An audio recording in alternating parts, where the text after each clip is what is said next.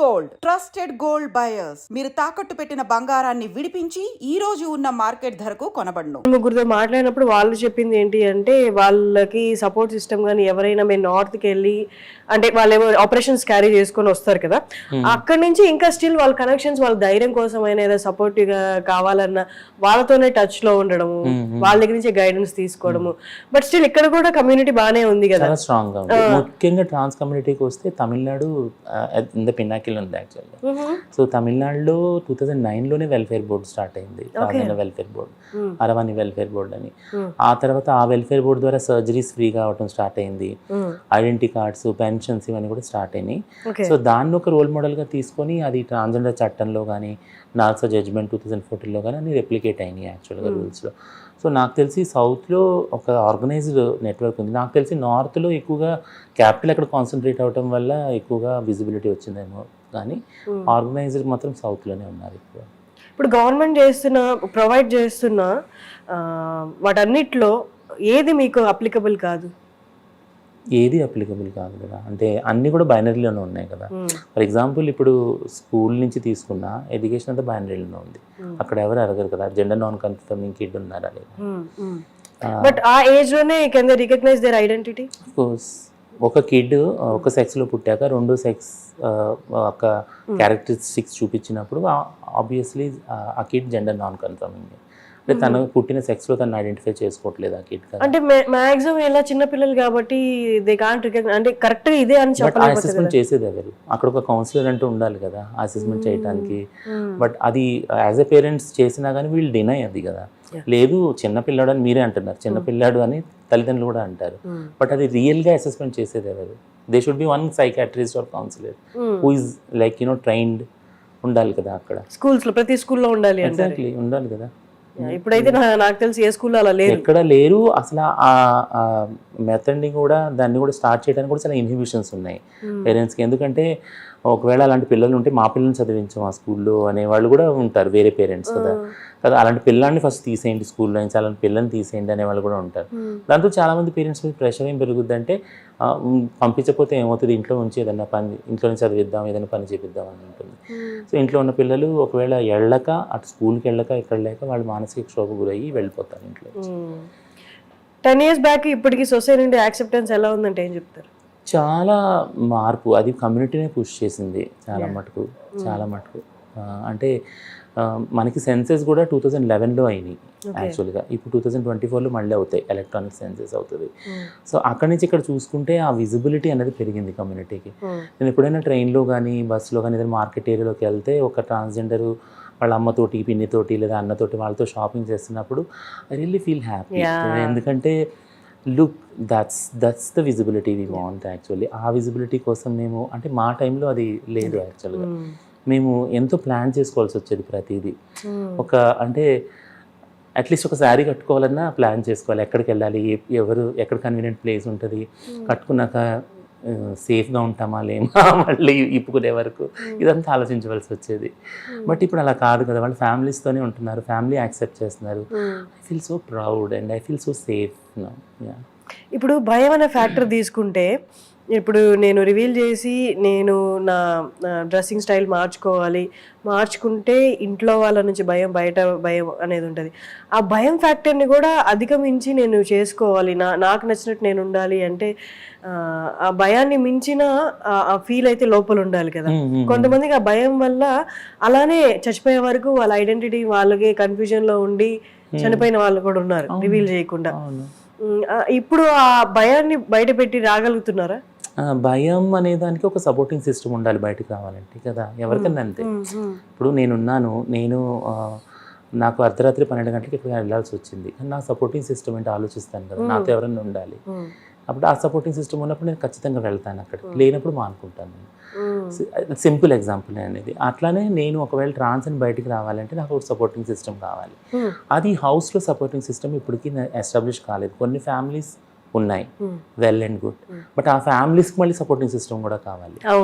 నా ఫ్యామిలీలో హోల్ ఫ్యామిలీకి, నా ఫ్యామిలీలో ఒక ట్రాన్స్జెండర్ ఉన్నారు అంటే మహిళ కానీ పురుషులు కానీ, నేను చుట్టుపక్కల వాళ్ళతో వివక్షత ఎదుర్కొంటాను. ఆ ఇంట్లో పిల్లలు వివక్షత ఎదుర్కొంటారు, వాళ్ళకి సంబంధాలు రావు, వాళ్ళ చుట్టాల్లో వివక్షత ఎదుర్కొంటారు. దీనన్నిటికీ ఎదుర్కోవటానికి నిలబడాలి యాక్చువల్గా ఫ్యామిలీ. సో చాలా మటుకు అది చెయ్యరు ఫ్యామిలీ వాళ్ళు. సో కాబట్టి బయటకు వచ్చి ఆ సపోర్టింగ్ సిస్టమ్ని వెతుక్కుంటాం మేము. వెతుక్కున్నప్పుడు అప్పుడు ఆ జెండర్ని ఎక్స్ప్రెస్ చేయడానికి ఒక కన్వైన్ ఎన్వైరన్మెంట్ దొరుకుతుంది, ప్లేస్ దొరుకుతుంది. At what age did you reveal your identity అండి? It's like after graduation only. ఎందుకంటే నాకు అంటే ప్లాన్ చేసుకోవాల్సి వచ్చింది. నేను కమ్అవుట్ అయినా కానీ I should stand on my feet, like నేను ఎర్న్ చేయాలి కాబట్టి. లేకుంటే ఆ ఫ్యామిలీ డిజైన్ చేస్తే I'm from middle class family అనమాట. సో ఆ వివక్షత ఒకవేళ వాళ్ళకు ఉంటే ఐ హ్యావ్ 2 సిబ్లింగ్స్, సిస్టర్స్ కూడా, అంటే వాళ్ళ మ్యారేజ్ మీద ఇంపాక్ట్ పడుతుంది. ఇదంతా ఆలోచించి ప్లాన్ చేసుకోవాల్సి వచ్చింది ఫస్ట్ నుంచి. ఎక్కడ మేము నేటివ్? ఇక్కడే Hyderabad Vijaynagar colony. So how is everything at home now? Now okay. నా పేరెంట్స్ లేరు, మమ్మీ డాడీ చనిపోయారు. బట్ నాకు సిబ్లింగ్స్ 2 ఉన్నారు. Both are married and well settled and they talk to me and I talk to me.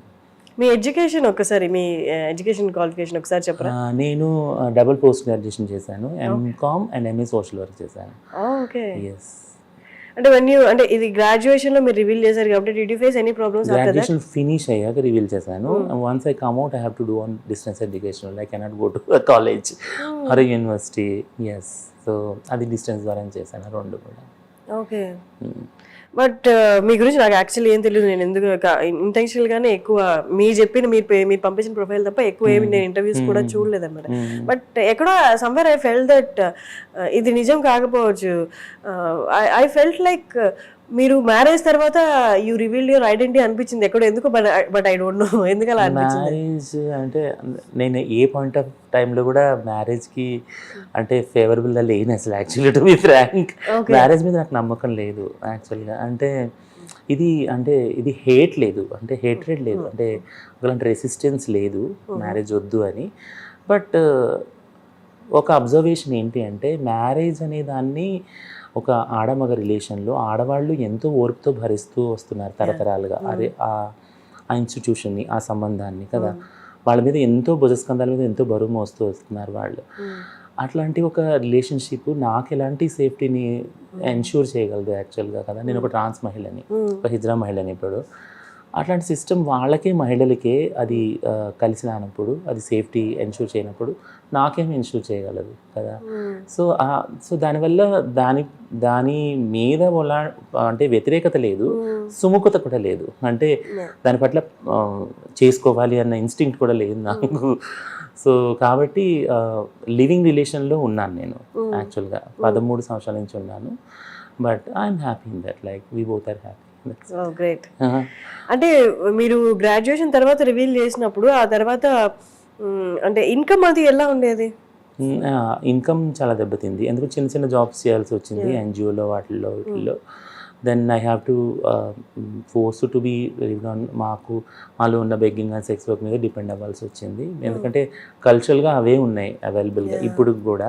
Who will come out with their identity. ఇప్పుడు చిన్న చిన్న jobs ఎంఎన్సీస్లో అక్కడ ఇక్కడ వస్తున్నాయి.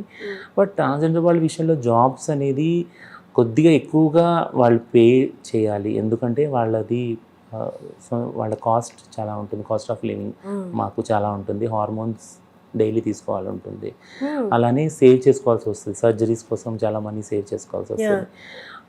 ఇది అందరూ చెప్పింది ఇంటర్వ్యూస్లో. ఎప్పుడైనా హౌస్ రెంట్స్ కూడా అవి కూడా ఎక్కువ ఉంటాయి, మాకు ఎక్కువకి ఇస్తారు.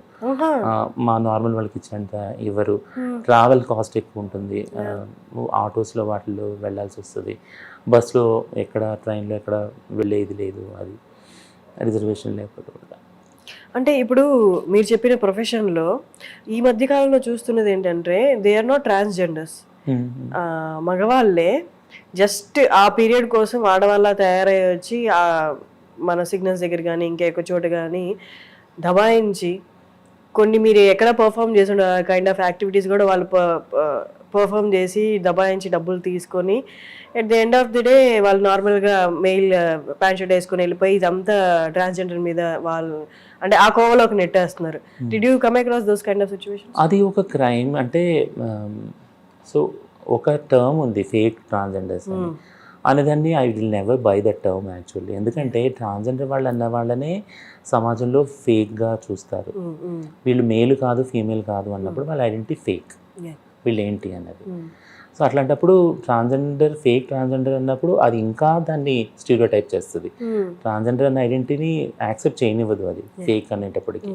సో దానికి నేను వ్యతిరేకంగా ఉన్నాను. బట్ అలా అని ఎవరైతే మగవాళ్ళు మీరు ప్రస్తుతం అన్నారో చీరలు కట్టుకుని అడుక్కుంటా ఉన్నారో వాళ్ళు ట్రాన్స్జెండర్ ఐడెంటిటీ ఆ టైంకి తీసుకుండవచ్చు, వాళ్ళ ఎకనామిక్ సిచ్యుయేషన్ బాగోపోవటం వల్ల కదా. సో ఇంతకుముందు వేరు వేరు ఐడెంటిటీస్ కూడా మనకి కల్చరల్గా ఉన్నాయి. బుడగ జంగాలు అని, పగటి వేషగాళ్ళు అని, ఇలా వాళ్ళందరూ ఆ కళలు అంతరించిపోవటం వల్ల చీరలు కట్టుకొని అడుక్కుంటున్నామే అనుకుందాం ఫర్ ఎగ్జాంపుల్. నాకు దాంతో కూడా ప్రాబ్లం లేదు. అంటే మగవాళ్ళు ట్రాన్స్జెండర్ రూపంలో వచ్చి అడుక్కోవటంలో నాకు ప్రాబ్లం లేదు అసలు. యాక్చువల్గా ప్రాబ్లం ఎక్కడ వస్తుందంటే మీరు ఇప్పుడు అన్నారు కదా, ఎక్కడైతే క్రైమ్ ఎంటర్ అవుతుందో అక్కడ నాకు ప్రాబ్లం చాలా ఉంది. ఎందుకు అంటే ఇది ఎలా అర్థం చేసేలా చెప్పాలి అంటే, ఇప్పుడు మీరు అన్నారు పెళ్లి చేసుకున్న మగవాళ్ళు చీరలు కట్టుకొని వచ్చి వాళ్ళకి భార్య ఉంటుంది, పిల్లలు ఉంటారు, వాళ్ళ సంసార పరిస్థితి బాగోక ఇక్కడికి వస్తున్నారని. బట్ మా హిజ్రా ట్రాన్స్ వ్యవస్థలో ఎవరైతే ఒక వ్యవస్థీకృతమైన సంస్కృతి ఉందో, హిజ్రా సంస్కృతిలో మేమందరం ట్రాన్స్ మహిళలమే ఉంటాం. మేమందరూ మహిళలమే. మేము అడుక్కొచ్చిన దాన్ని సమానంగా పంచుకుంటాం, ఒక చోట ఉంటాము, కొన్ని ప్రిన్సిపల్స్ పెట్టుకుంటాం కమ్యూనిటీలో, ఇలా ఉండాలి, ఇలా చేయాలి, ఇలా చేయకూడదు అని కూడా ఉంటాం. ఆ ప్రిన్సిపల్స్ ఉంటాయి, ఒక కల్చర్ ఉంటుంది, ఓకేనా. సో దీన్ని ఫాలో అవుతాం. యాక్చువల్లీ అన్నిటికన్నా ఇంపార్టెంట్ ఏంటంటే మేము సంపాదించిన ఇన్కమ్ ఏదైతే ఉందో మా కమ్యూనిటీలోనే ఉంటుంది. అది మా తల్లిదండ్రులకు కానీ మా అక్క చెల్లెలు కానీ అనడం వెళ్ళకూడదా, వెళ్తే తప్పేంటి అని మీరు అడగచ్చు. బట్ కానీ ఇది ఈ కమ్యూనిటీని ముందుకు తీసుకెళ్ళడానికి, అంటే రాబోయే తరాల్లో ఒకవేళ మాలాగా ఇంట్లోంచి ఇది వెంటవేయబడిన పిల్లలు ఎవరైనా వస్తే వాళ్ళని ఆదరించడానికి ఒక బేస్ అంటూ ఉండాలి కదా మాకు, బేస్. దానికోసం సేవ్ చేస్తాను.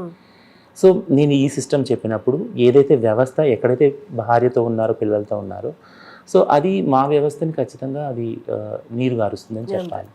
సో అక్కడ ప్రాబ్లం ఉంది. సో దీన్ని నేను క్రైమ్గానే పరిగణిస్తాను. క్రైమ్ ఎక్కడ పరిగణిస్తాను అంటే, మీ వరకు మీరు మీ ఫ్యామిలీ కోసం అడుక్కోవటం ఓకే, అడుక్కోవటం అనేది అందరికీ హక్కు అయింది, రాజ్యాంగం అయిపోయింది, దాన్ని అడుక్కోవచ్చు. బట్ దాన్ని ఒక వ్యవస్థగా తయారు చేసి ఎక్కడెక్కడి నుంచో పిల్లలు వచ్చినప్పుడు వాళ్ళ దగ్గర డబ్బులు నెల తీసుకొని మీరు ఆ డబ్బునంతా మళ్ళీ మీ భార్యకి మీ పిల్లలకి అక్కడ వెళ్ళినప్పుడు మీరు మా కమ్యూనిటీ ఫ్యూచర్ గురించి ఏం ఆలోచించారు? ఒకటి. రెండోది ఏంటంటే, కేవలం భిక్షాటనకి పనికొస్తారా మేము? కాదు కదా. మాకు అవకాశం రాక మేము భిక్షాటనలో కానీ సెక్స్ వర్క్లో ఉన్నాం. మాకు అవకాశాలు ఇచ్చి చూడండి. మాలో కూడా డాక్టర్స్ ఇంకా చాలామంది అవ్వచ్చు, ఐఏఎస్ ఆఫీసర్స్, లాయర్స్ అందరూ అవ్వచ్చు కదా. ఈ రాబోయే హోప్ ఏదైతే ఉందో, రాబోయే తరాలు ఇందులో వెళ్తారన్న దాన్ని మీరు గారుస్తున్నారు కదా. సో ఈ క్రైమ్ని మనం హ్యాండిల్ చేయాలి యాక్చువల్లీ.